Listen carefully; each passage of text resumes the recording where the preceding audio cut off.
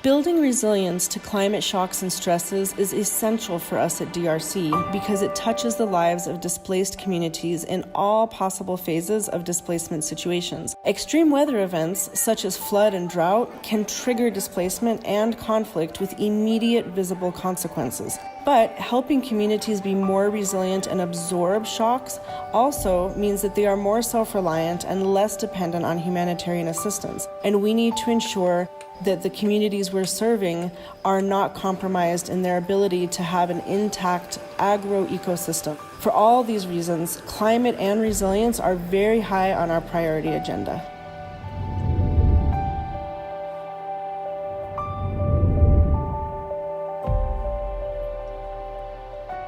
For a little overview of what we just did in the training in Northern Uganda, we worked in 2 communities, but in one of them, we focused along a road where we know that water and nutrient from cows walking on the road are constantly flowing on this main vein throughout the community.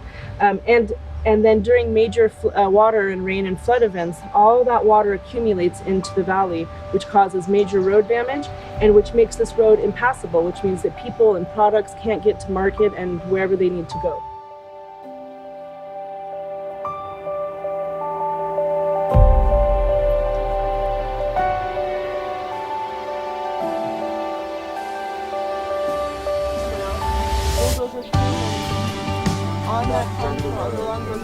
Come back later and tie it in, okay? A lot of this work with resilience design is about slowing, spreading, and sinking the water into the ground. The benefit of that is that you are able to grow more, you can grow longer during the year, you also buffer the extreme temperatures, and you also have the ability to drought-proof the landscape as well because you're storing water in the soils.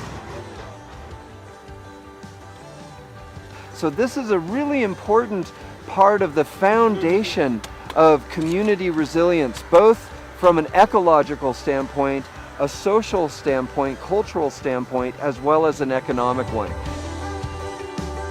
When we manage those natural flows using the natural contours and patterns of the land, we can actually channel that energy and channel that water into a living system. So all we're doing here is having a gentle and passive relationship with the water. We've been measuring the natural contours of this land and redirecting it off of the roads and storing it into dams like the one behind me.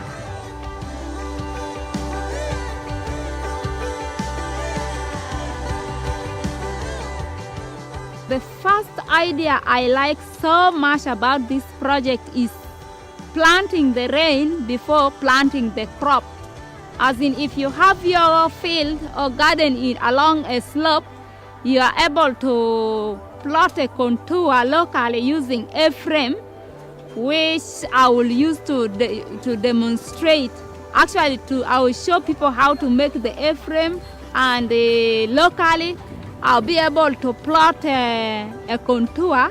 The contour will be used to dig some bioswales that will be able to slow down the running water. They are digging here. They want, if the water comes from up there, it will stop here to help my garden to be wet even during the dry season.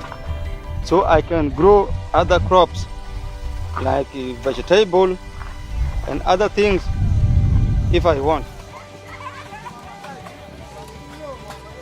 Often now what's happening is roads are being designed and the engineers basically go 2-3 meters away from the road and then they're done. They're saying, we're done, we're draining it, and often big gullies happen and cause problems in people's farms. What we're saying is, wow, there's an opportunity, rain is coming off the road, nutrients coming off the road, let's put it out into production. Let's put it into agricultural production. Let's put it into livestock ponds. Let's do fish ponds. Let's recharge boreholes and spring lines. And the second thing is how do we protect the road so there's less maintenance costs?